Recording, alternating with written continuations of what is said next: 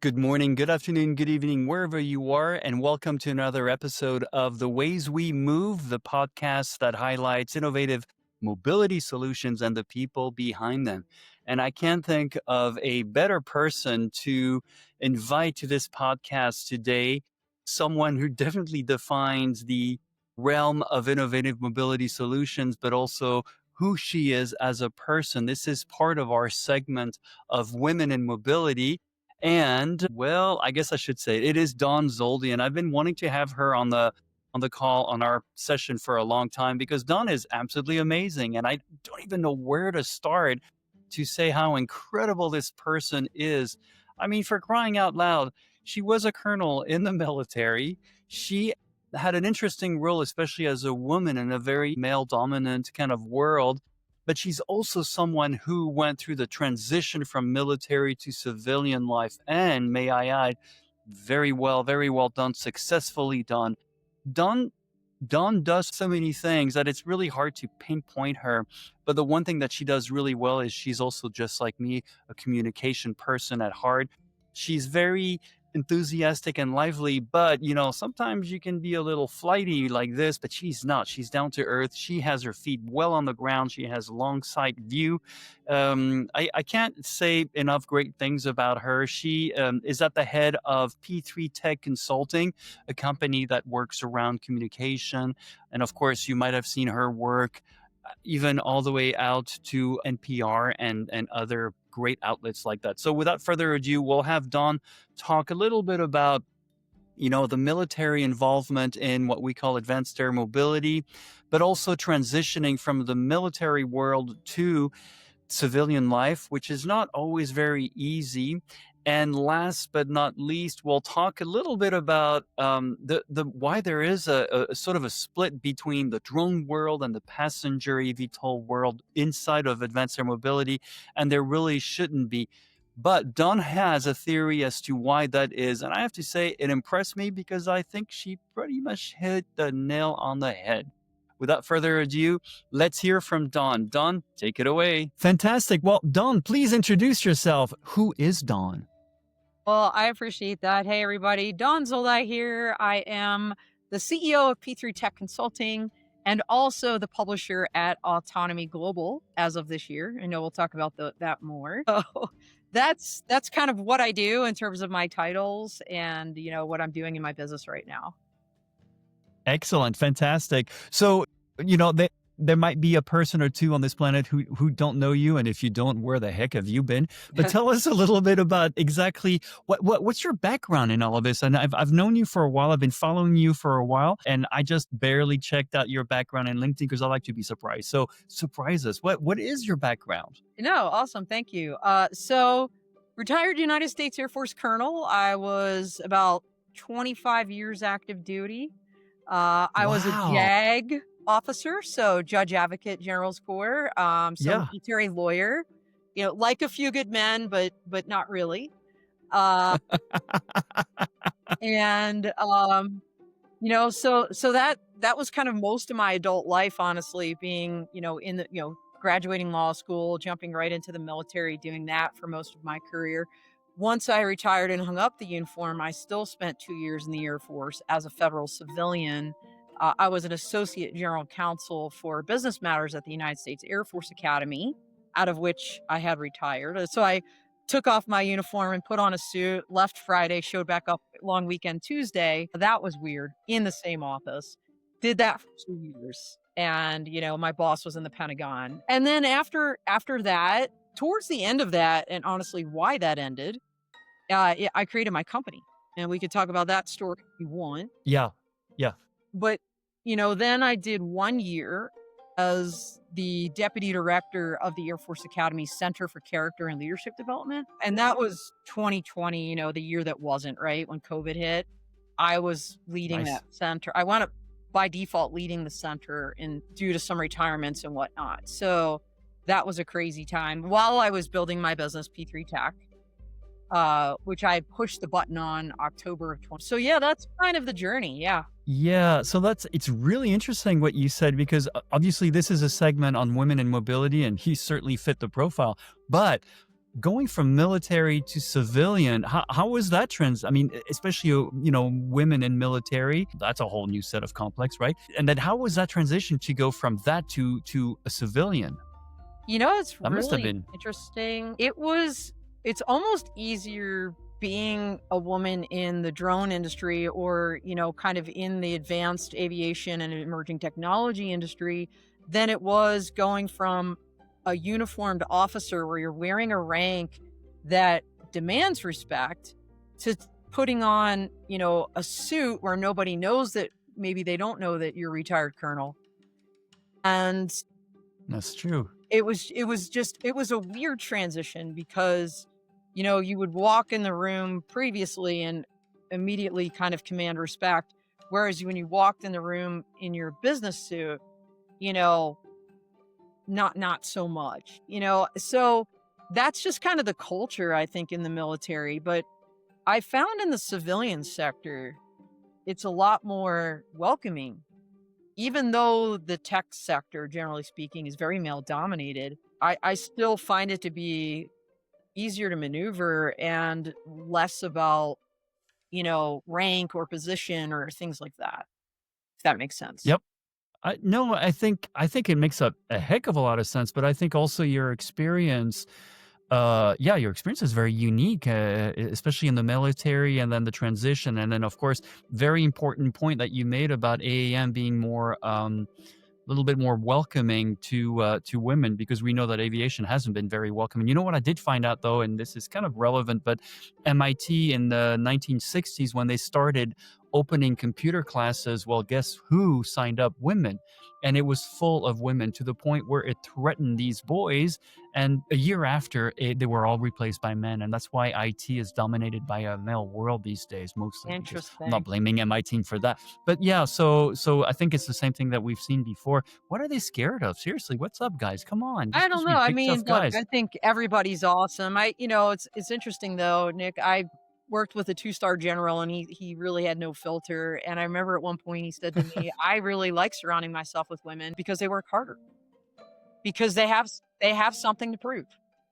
Like So they sadly they have to prove, you know, their capabilities, whereas, it may be in the same scenario, a man wouldn't have to. So so that's what he said. He's like, I love working with women because, they just uh, they're working harder. So really interesting. But a little side note here in terms of the industry, AAM and the welcoming nature. I actually entered into this commercial sector because of a group called Women in Drones.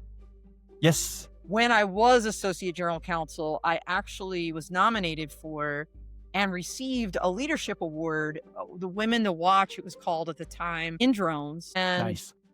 that opened my eyes to this whole new world.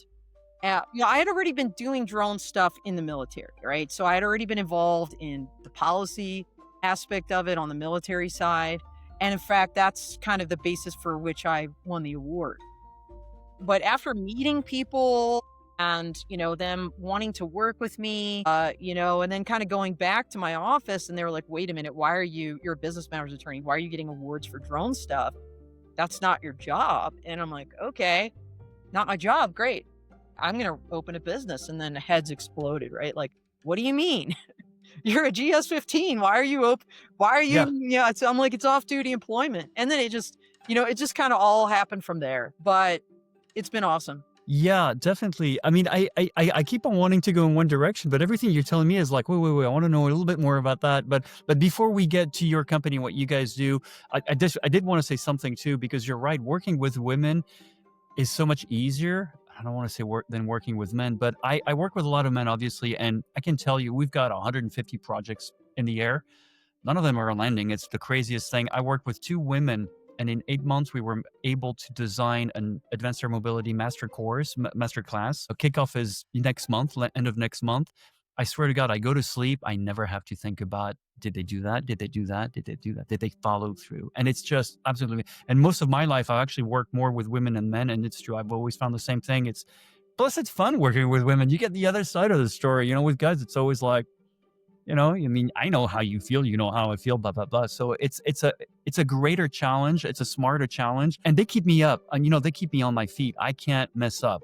I can't slip up. And I love it. It's fantastic. So anyway, I wanted to highlight what you just said, but tell us a little bit about what is your company about? What do you guys do? Because I feel like there are similarities between what we all do here. Yeah, yeah, absolutely. So the title P3 Tech Consulting is about three P's, and that's policy, platforms, and people, and not in that order. Actually, it's people, platforms, policies, because people are always first. They should always be Yep. first. Should. And over time, my first gigs in the business, honestly, were writing for Inside Unmanned Systems magazine, uh, you know, putting together some conference content for Interdrone, and working with women in drones to kind of advance that award that I had won, take it to the next level, and did that really initially out of the gate. Um, and it just kind of organically grew, right, Nick? Like, so I said 2020, the year that wasn't, was COVID. Well, because I was planning a conference with Interdrone that we knew wasn't probably going to happen, you know, Mike Peel, P-E-H-E-L, who's my producer now, he was the chairperson at Interdrone. He said, "Hey, Dawn, how about we do a podcast?" And I'm like, "Okay. Why not?" He's like, "Yeah, everybody's home. Like, people are hungry for connection. Let's do a podcast." So that kicked off what we called initially Drones at Dawn. And That's right. Yes. yeah, here we are, by the way, 5 years later in our third iteration in terms of branding, but it's the same show. So we've been doing this for 5 years, like 52 weeks a year, every Wednesday.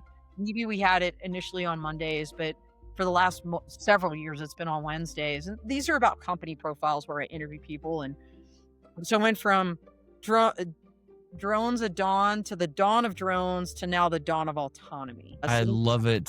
Yeah, that's how that evolved. And then as that evolved, so did everything else, right? Like, so I created my business in large part to create educational opportunities for lawyers and operators to be on the same panels having these deep conversations. Because what I'd seen in the military, I'd seen, in legal education is a bunch of lawyers in a back room talking to themselves, or operators over here not talking to the lawyers. You really have to mix those groups to come Yes. to the right conclusions when it comes to regulation and policy and things like this, law. Yes.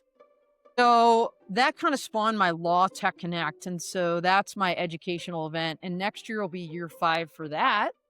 And that's going to be, and I've been doing this with AUVSI, Association for Uncrewed Vehicle Yes. Systems. Yeah, since the beginning. Absolutely. So next year's year 5. So the evolution is this. I had the consulting, which most people don't know much about. And I have had an amazing client called Carasoft from almost day one. So that's here. And even though it's called P3 Tech Consulting, a big portion of it is this content creation, which is the podcast I talked about. I'm going to talk a little bit more about that and other things we do in that space. And then education is the third bucket, which is Law Yes. Tech Connect. Yep. So in terms of content creation, not only the dawn of autonomy, but when we were on our dawn of drones iteration of it, we were working with Drone Life at the time, and we had sold out all of our shows. It is sponsored by Nice. yeah. I mean, I'm working with Mike. I mean, got to pay the guy. It's my time. It's his time. Of course. It's so people would come to us and say, "Well, we want to work with you," and we're like, "Well, we're sold out." And they're like, "Well, what else do you have?" We didn't have anything. So that kind of spawned our full crew. And the full crew is a newscast. It's changed over time, but now it's monthly.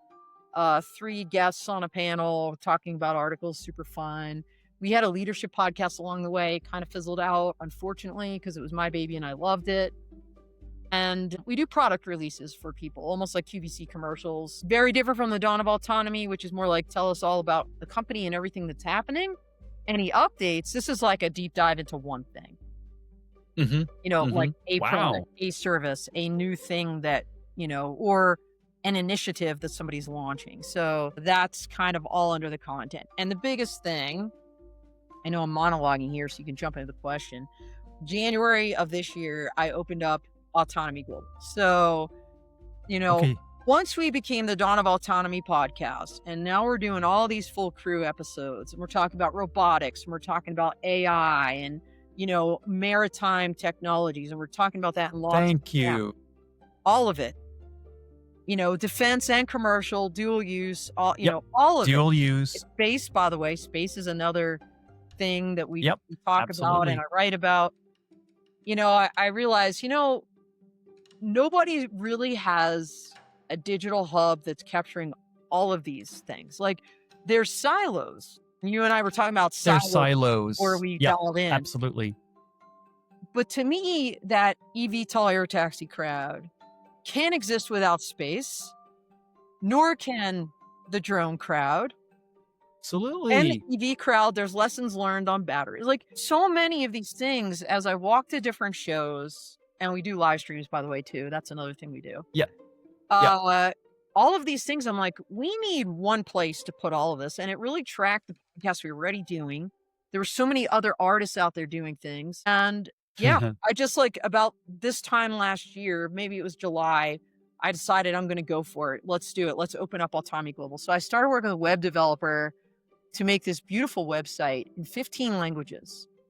So it's truly global. Like, you can press, the language drop down and it can all be in kanji or Ukrainian or Nice. Hindi. So that was the idea, was, make a hub, because for me, it's always been about people. It's always been about community. Yep. The names of the things I do, like Law Tech Connect. It's not just connecting law and tech, it's connecting people. So yeah, it's been going awesome. We're in month 7.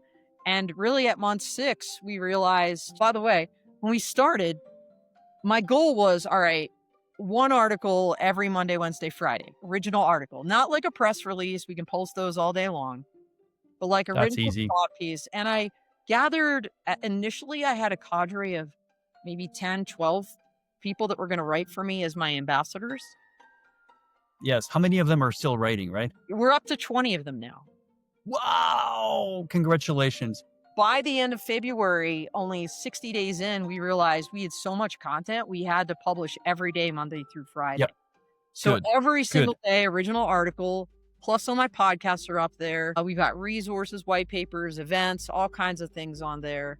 And then, so by July, not only, we were also like, all right, what's the next step? And I thought, you know what? I've got this YouTube channel under the name Dawn Zoldi. And we've always pushed our partners to be primary in terms of my Dawn of Autonomy. It goes to AVSI as the primary endpoint. And I realized I'm growing everybody else and not us. Perfect. Let's flip this channel. Let's make it the Autonomy Global Network. Let's roll up other content creators underneath us. And let's make YouTube start connecting the dots that Yes. space people and the drone people and, the public safety TAC, right? The tactical Yep. or the, Yep. the TAC, we're all connected. And so we launched that 30 days ago and, we're just kind of kicking that off now. But the idea is Of course. next year, full board, 2026 AGN in the spotlight. So yeah. You've said so many things. I can't even choose which one I want to reply to, but I'll say something. I have the perfect. People's heads explode when they see my I love it.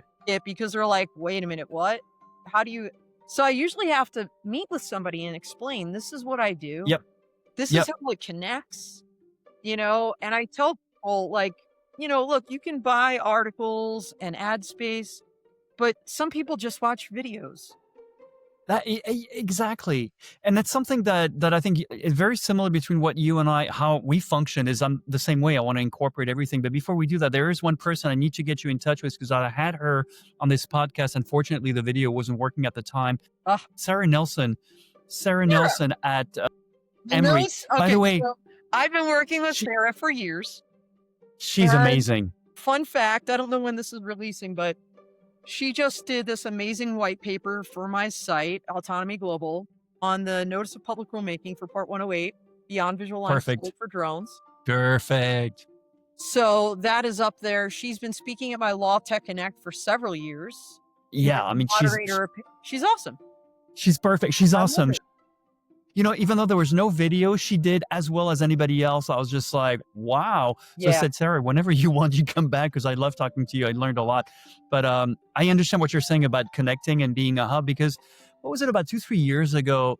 So my background is actually EVs, right? And in 2007, 2008, I was listening to people going, is it the car or the charging stations first? I'm like, oh my God, of course it's the infrastructure. There's no car without infrastructure. Yeah. All right. So we went into a charging wars that slowed down the industry 3 years. So in 2014, when I switched over to electric air mobility, I said, all right, we're not going to make that mistake again. Infrastructure, first and foremost, agnostic, yada, yada, yada. So that pushed me into this whole thing. But we were also talking a long time ago about mobility conversions, right?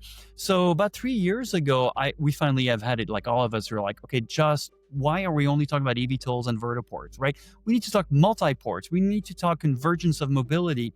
And so after a while, I got, not tired of waiting for others to join in, but because you were already working on those things, but I created the Ways We Move because exactly that we talk about. I'm hoping to get railroad people. My goodness, they're hard to get by. My industrial designer is a space designer, right? For mobility and things like that. Electric boats, right? And of course, EVs and all of that good stuff, because it is a whole thing. And Hyperloop, as soon as we can get something out of it, because we need to talk about that. And why? Because a 20-year-old is just going to click on this and doesn't care if it's an electric submarine.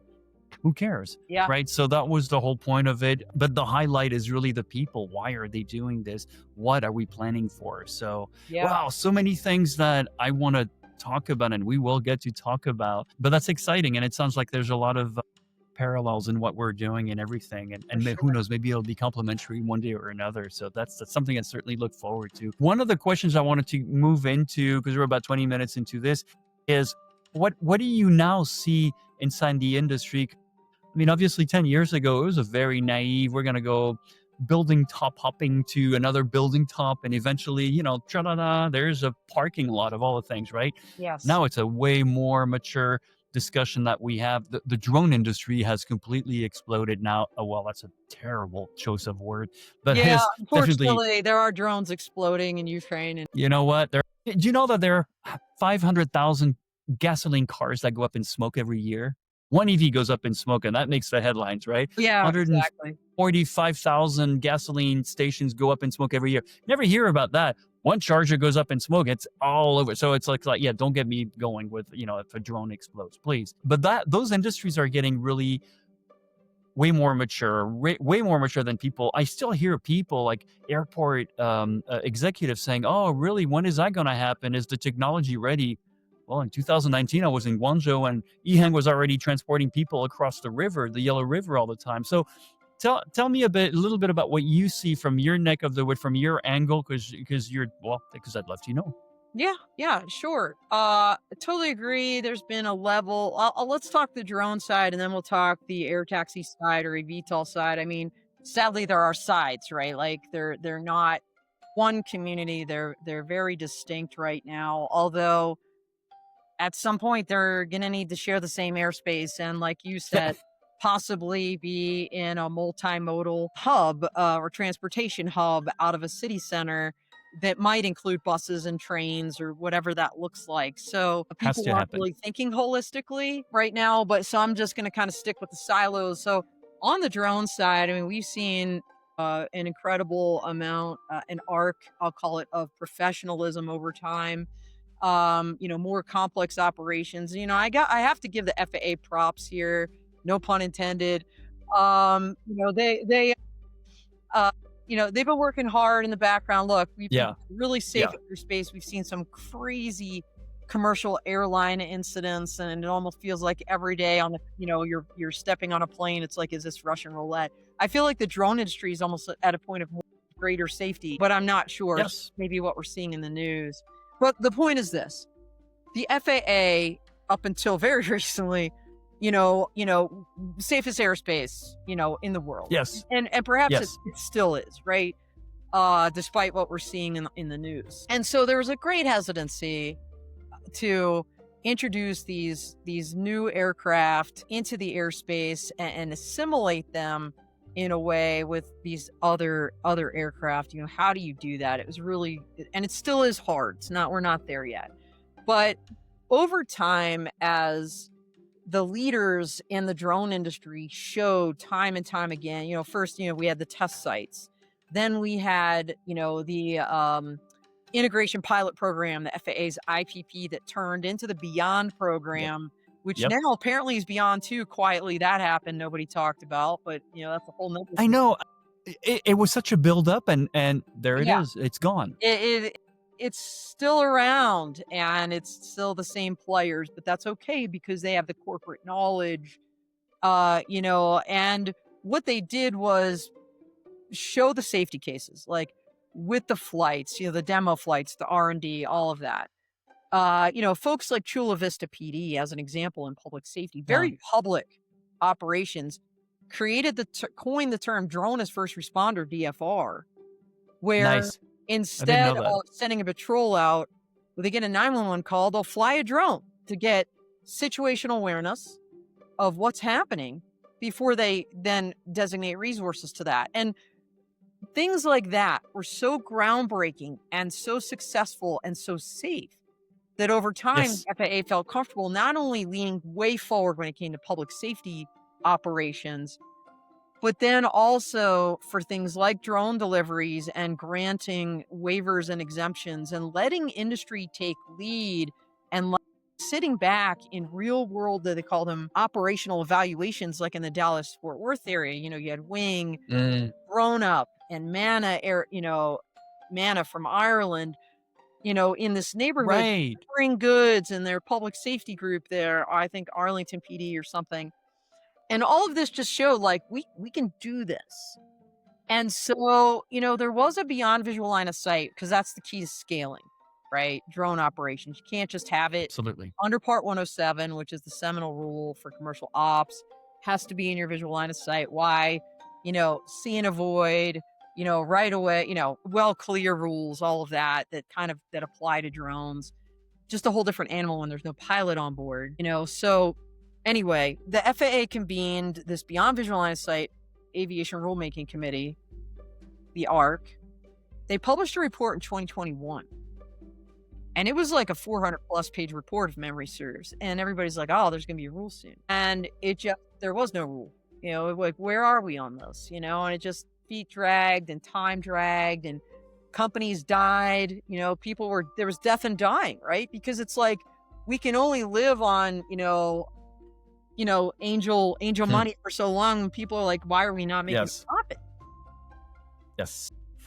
And yeah, angel investor money. So, the FAA did put pen to paper. That rule, which was just published, a notice of public rulemaking on August 5th this year, was written in the last administration, was actually ready to go like last fall. And then because of the churn in the turnover, just didn't go anywhere until just now.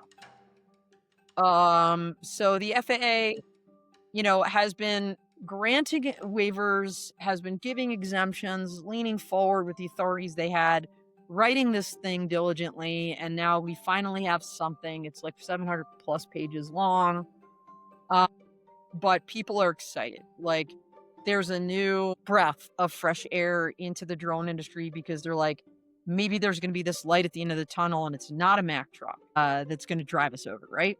So that's kind of where we are there, I'd say. That's like the around the world. And you see this globally, like Canada's doing great things in terms of extended visual Yeah. line of sight and beyond visual line of sight. Europe, EASA's been watching, and Yes. I was doing they had great job. Airspace for UAS traffic management before. Yeah. We still don't even, this reg finally addresses UTM. Yes. So Yes. not just a con ops, it's out there. So we'll see what happens. But in terms of air taxis, it was really interesting to me watching all of these segments, if you will, and how it almost seemed like the air taxi crowd leapfrogged over the drone industry last November when that special federal aviation regulation Yes. was signed. And I was sitting there like, what in the hell just happened? Because I knew the beyond visual line of sight thing was out there. And to see that sign first, and then I was thinking, I think it's a little easier, even though we're talking about human passengers. There's going to be a pilot on board. It's going to be more like traditional aviation, even though they're not really traditional aircraft. There's pieces and parts, and they include all the stuff they already have and not do a whole new rule. In other words, not create something entirely new like Part 107 and Part 108. This was, we're going to grab something from here, we're going to grab something from here, and we're going to kludge it all together, and we're going to call that good because we have a history in general aviation that we can lean Yeah. on. Yep. So, that's what I saw, and that SFAR has kicked off. I think that kicked off the air taxi industry in a huge way in terms of, all right, now let's move forward in terms of certification. Let's put that infrastructure you're talking about in, and because what I saw, Nick, and you saw it too, Archer Aviation, the big ones, Joby, they're going to UAE. The big four. Yeah, they're going to Abu Dhabi, right? Well, Beta Technologies has been pretty much like, we're doing stuff here in the U.S. Right here. Yep, they're doing logistics, cargo. They took a good approach. They did infrastructure first, like you said, really smart. Exactly. And not just eVTOL, but they said, let's go eCTOL, and then we'll go eSTOL, and then we'll do, it's just practical. No nonsense approach. Yes. Yeah. So now, we're seeing people on the roads, no kidding, certification. And, what I found really enlightening right around the SFAR, maybe it was right before that SFAR was signed or it was right after. I chaired SAE Media Group's eVTOL USA conference in DC. And we had a panel of like Joby, Archer, Beta, Whisk, Ford. And I asked them, so like, when are we thinking like IOC, like initial operating, like no kidding, we're going to be like no kidding flying. And everybody had been talking about the, I-28, right? That plan the FAA put out. 2028 because of the LA Olympics. Every single one of them said Park City, Utah Olympics. Every single one of them said Park City. Utah. They're like Utah. Utah. We're gonna be flying. That's in Utah. That's the conversation we had with Clint Harper exactly about that. Utah is the perfect ground for this. So when they tell me, oh, we're gonna be flying in LAX, I'm like, I don't know. New York. Come on. Look. We all heard, right? It was Volocopter was supposed to be flying during the Paris Olympics. That just went to heck. So, it's just like this I-28, 2028 LA. No. Regional. Let's start where we can do it, not let's start where, anyway, I'm even going to go there. Yeah, and that's the thing. But that we came really close to a lot of disasters because there were other plans to do that in other international capitals, and I remember reaching out and going, you're going to do that with who exactly? They have zero experience in AAM. This is a helicopter company. They're great at what they do, but you're going to what? Over people, over delegates, over international delegates? Wow. What's your insurance look like? And by the way, we're going to get it if anything happened. You raise insurance, and that's a whole nother channel. Fire marshals. Anybody? Now you're talking you're channeling Rex Alexander right there. So. Yeah, well, and those are the questions we were thinking about. What's going to happen? You spent millions of dollars on your beautiful vertiport, and now all of a sudden, guess what? The door is not right. So now you're going to go back and get $100,000 from your investors who want returns on profits right now. Oh, that's going to be interesting. Yeah. Anyway, we can go down that silo for a long time. But anyway, let's go back to. Yeah, but that's really, kind of back to silos. For the first time this year at the Drone and AAM Policy Symposium that AEVSI put on in July, I listened to a panel and I wrote an article about it. I don't recall it. Did I publish it already? I write so much. That feeling. So I think, I don't even know. Maybe it's slated for later. In fact, I better double check that I even put it in the hopper, but I wrote it. It was based on this panel. It was the first time there was like eVTOL companies talking about to the drone industry. They weren't talking to AAM people. They weren't talking to eVTOL companies. They were literally like, hey, as your Part 1, because this was literally the week before the Part 108 came out. As you're looking towards this and finalizing it, here's some lessons learned you can take from us and the SFAR journey that we had. And I thought it was Now, a lot of the Interesting. conversation was like, all right, Yeah. that's history, like how you guys, supercharge it or talk to congressmen. I don't, we're all kind of all past that. But that portion of it where it was like, here's some things you need to think about now that we tabled just to get it done. Autonomy being the biggest one. Yeah. It's like Yes. we compromised on autonomy, and Whisk is sitting there on the stage. They're thinking fully autonomous from day one. We did it just to move it. But maybe you can't do that in the drone world because you need autonomy to go beyond visual line of sight. You are autonomous. You got to think through that. So it was to me, it was like a watershed Interesting. moment because Yeah. it was the first time where I saw the two worlds, let's call it, collide Yeah.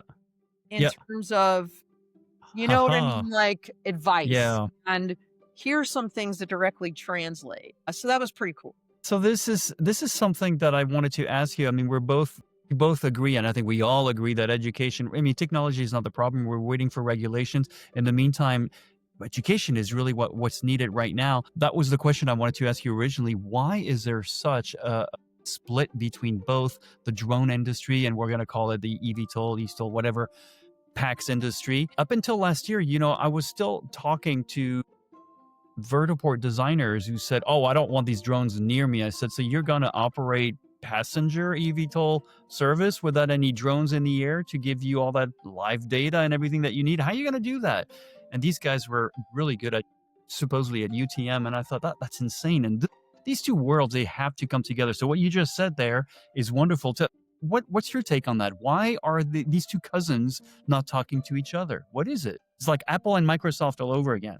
Yeah, it kind of, I'll call myself somewhat of an outsider in terms of, I'm not a rated pilot. I did get my drone pilot license, but you don't want me flying one. I've got horrible depth perception, and I really just took the test to like prove to myself that I could Note and to to see what self. it was like, reading the maps and the weather and God.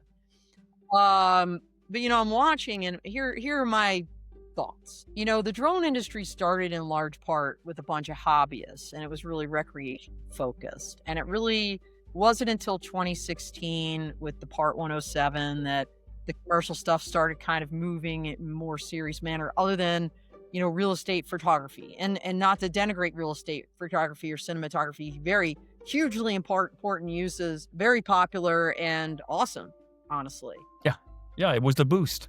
Yeah, but things like you're mentioning, like inspecting the concrete on a vertiport, if it's concrete, using a drone, inspecting pipelines, all the things that like have been opened up since Part 107, and now with the FAA, giving these waivers and whatnot for more advanced operations like beyond visual line of sight. So I think it was just like a different crowd, right? And a lot of these people didn't come from aviation.